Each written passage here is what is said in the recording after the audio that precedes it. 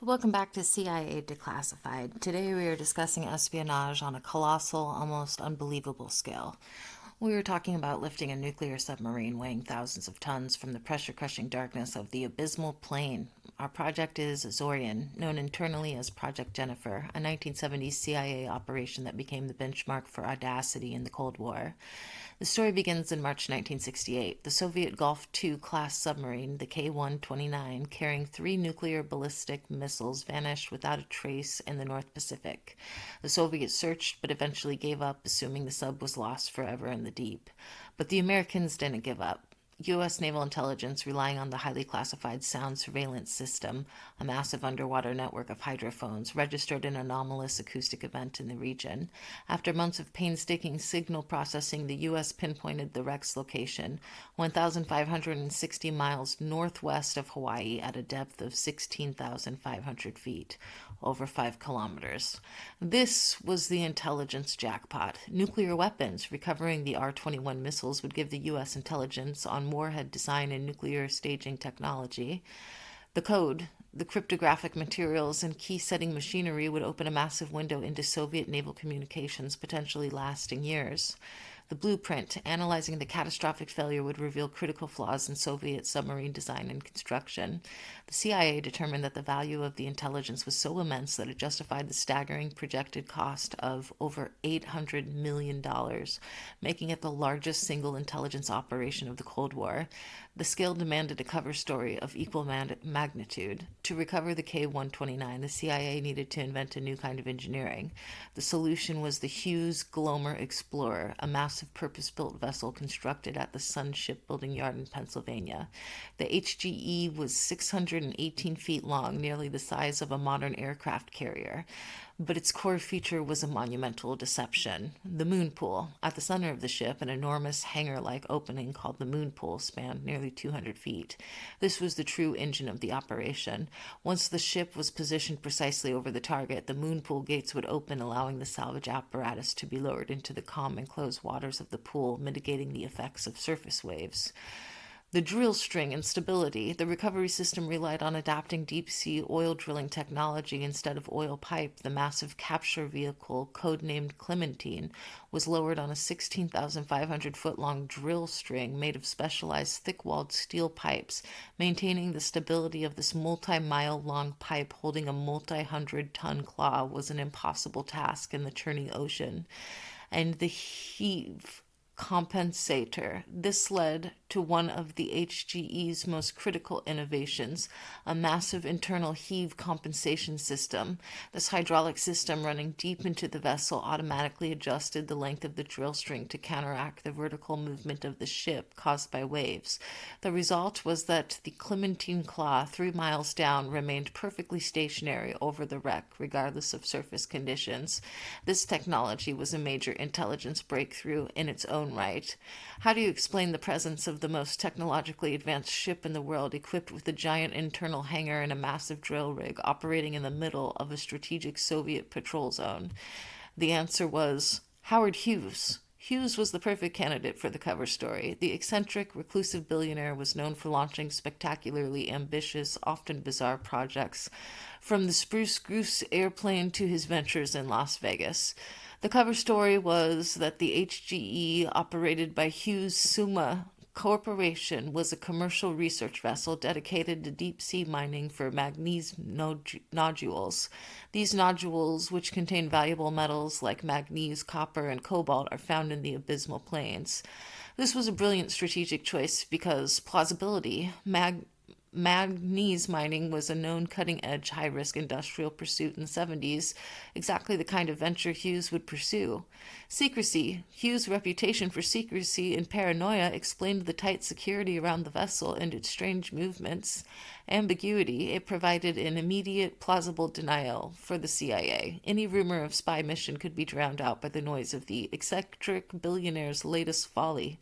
Soviet intelligence ships did shadow the Glomar Explorer extensively during the operation, but the cover was so complete and the official denial so firm that the Soviets simply logged it as highly suspicious but plausible private industrial venture.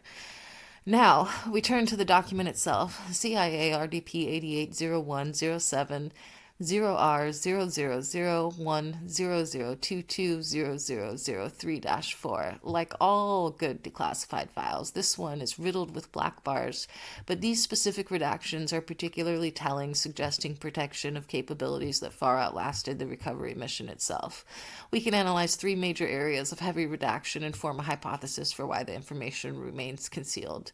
1. The initial location data, section 1A. The paragraphs detailing how the exact location of the K-129 was confirmed are almost entirely blacked out. Only the final coordinates remain visible. Hypothesis: the information would expose the maximum operational depth and acoustic signatures processing capability of the sound surveillance system.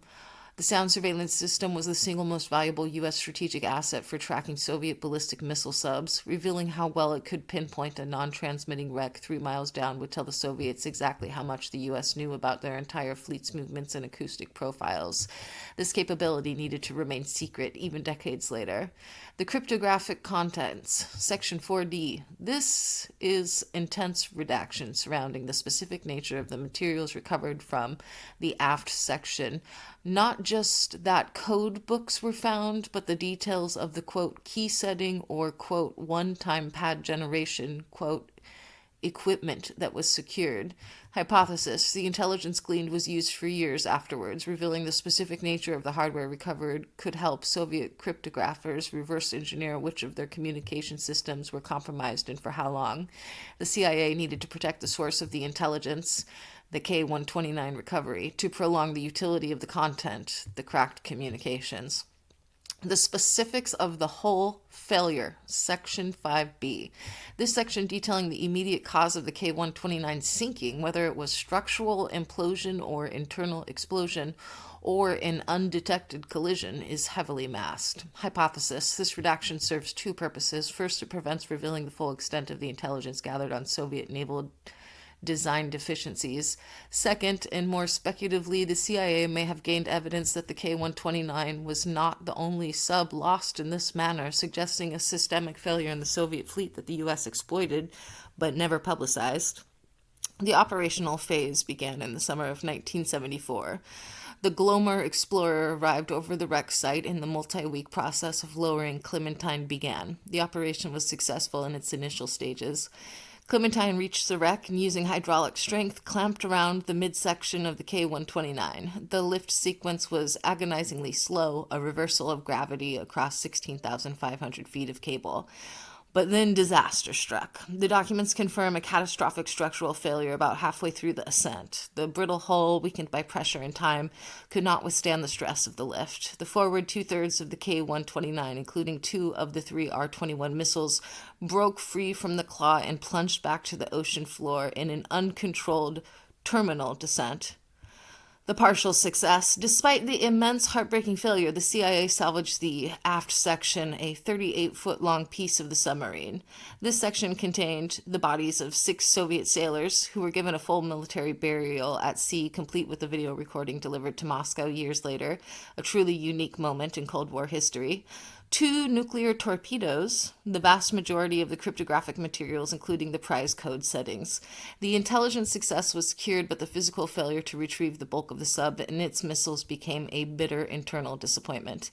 The CIA's biggest challenge after the recovery was maintaining the silence. The thousands of people involved in construction, logistics, and operation were bound by the strictest need-to-know constraints. The lie held for nearly 6 months, but the cover story began to truly unravel in June 1974 when a burglary at the Summa Corporation offices in L.A. led to the theft of classified CIA documents that mentioned the Glomar and its true mission. A leak. A copy of the mission details eventually landed in the hands of reporter Jack Gelb, and by February 1975, the story was public. The CIA, through director William Colby, attempted to stop publication in major media outlets. The New York Times initially cooperated, but the story was soon picked up by smaller papers, and the secret exploded into public view. The official denial. Even after the leak, the CIA issued a formal but legally ambiguous denial, refusing to confirm or deny the details, a stance that became known as the Glomar response, a policy still used today to refuse to acknowledge the existence of classified documents. The legacy of this project. Engineering blueprint. The HGE proved the deep-sea recovery was possible, changing the landscape of deep ocean industrial and military capability. unqualified intelligence success. Despite retrieving only 1/3 of the submarine, the value of the code materials was deemed an overwhelming victory that repaid the massive investment. Project AZORIAN remains a singular story of audacity, deception, and the lengths to which intelligence agencies will go to harvest the secrets of their enemies, no matter how deep they are buried. Thank you for joining us as we explored the incredible depth and detail of Project AZORIAN. The engineering was as breathtaking as the espionage was brazen. Please like this episode and share it with anyone who appreciates the sheer scope of Cold War secrecy. Your support allows us to continue bringing these deep cuts from the declassified archives. Next, we leave the abysmal ocean floor and head back into the airwaves. We will analyze the documents pertaining to global eavesdropping network that predated the digital age and captured virtually all electronic non-voice communications across the planet.